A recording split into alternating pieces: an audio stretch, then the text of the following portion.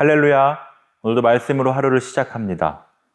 애굽에 곡식이 있다는 소식은 야곱 일가의 생사가 달려있는 아주 중대한 소식이었습니다. 베냐민을 제외한 야곱의 10 아들들은 아버지의 분부를 쫓아 드디어 애굽으로 양식을 사러 가게 되죠. 그때에 요셉이 나라의 총리로서 모든 백성에게 양식을 팔고 있었는데 요셉의 형들이 그 앞에서 땅에 엎드려 절하였습니다.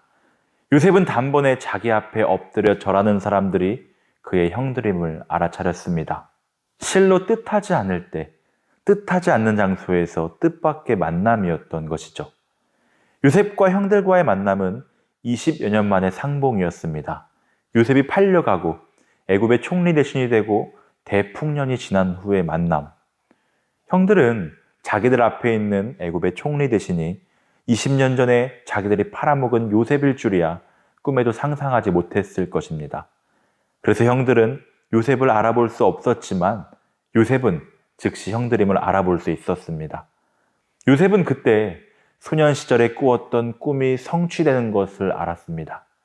형들의 곡식단이 요셉의 단을 향하여 절을 하고 11별이 요셉에게 절하던 꿈, 그 감회, 그 감격이 얼마나 컸겠습니까? 그러나 요셉은 이 격정들을 억제하고 신중하고 지혜롭게 대처합니다. 여기서 우리는 성숙한 요셉의 인격을 볼 수 있습니다.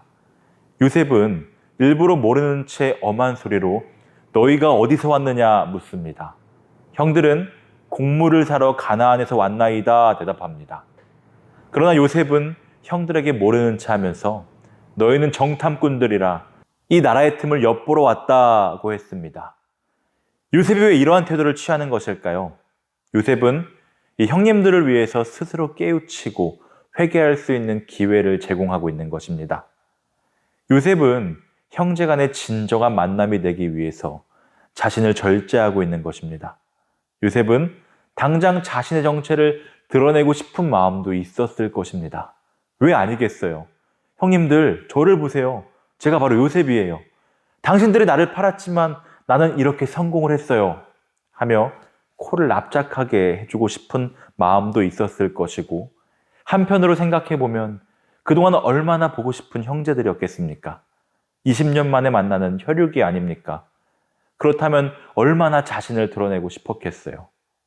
그럼에도 불구하고 요셉이 자신의 정체를 숨기는 이유는 형들을 시험함으로써 그들이 지난날의 잘못을 회개하고 진정한 형제 간의 재회를 원하였기 때문입니다. 요셉의 형들은 애굽의 총리 대신이 나라의 틈을 엿보러 온 정탐꾼이라는 말에 깜짝 놀라 말하기를 아닙니다. 우리는 곡물을 사러 왔습니다. 대답합니다.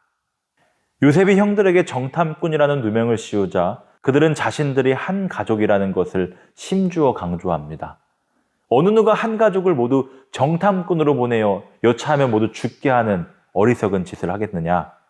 그러므로 우리들은 정탐꾼이 아니다 라고 말하는 것입니다. 요셉이 형들을 첩자로 몰아세우죠. 자기들의 억울한 누명을 벗기 위해서 가족에 대한 말을 하도록 하여 가족에 대한 자세한 안부를 알고자 하는 마음도 있었을 것입니다. 결국 요셉의 의도는 적중하였고 형들은 가족에 대한 말을 하게 되었습니다.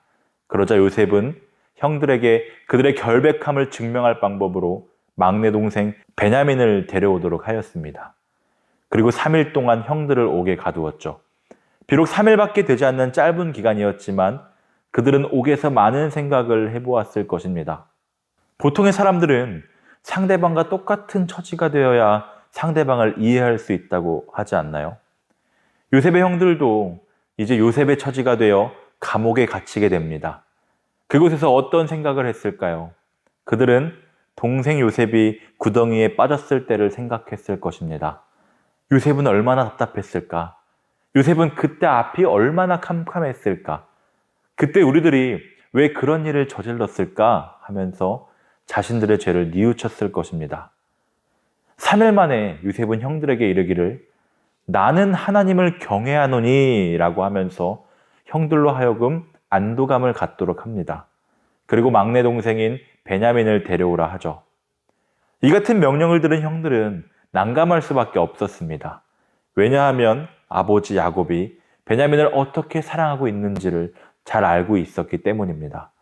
또한 동생 베냐민을 데리고 온다 하더라도 자신들이 과연 무사할 수 있을까 불안했던 것이죠.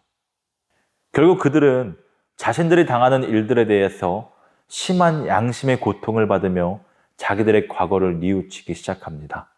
함께 읽어보겠습니다.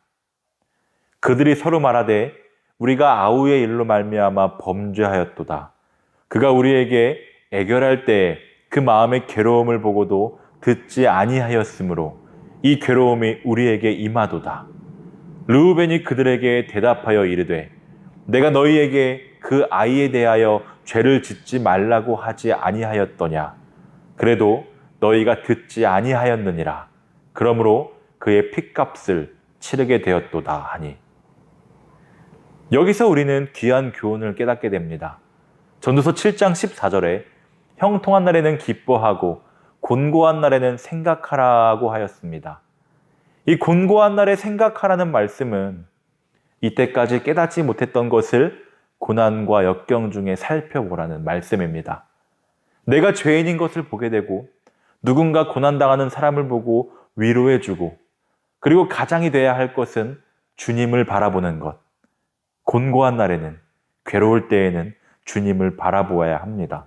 왜냐? 주님께서 몸소 고난을 당하셨고 또 이 고난을 치료하실 수 있는 능력을 가진 분이라는 것을 믿기 때문입니다. 바라옵기는 어떠한 상황 속에서도 주님을 바라봅시다. 그것이 고난에 대한 바른 태도일 줄 믿습니다.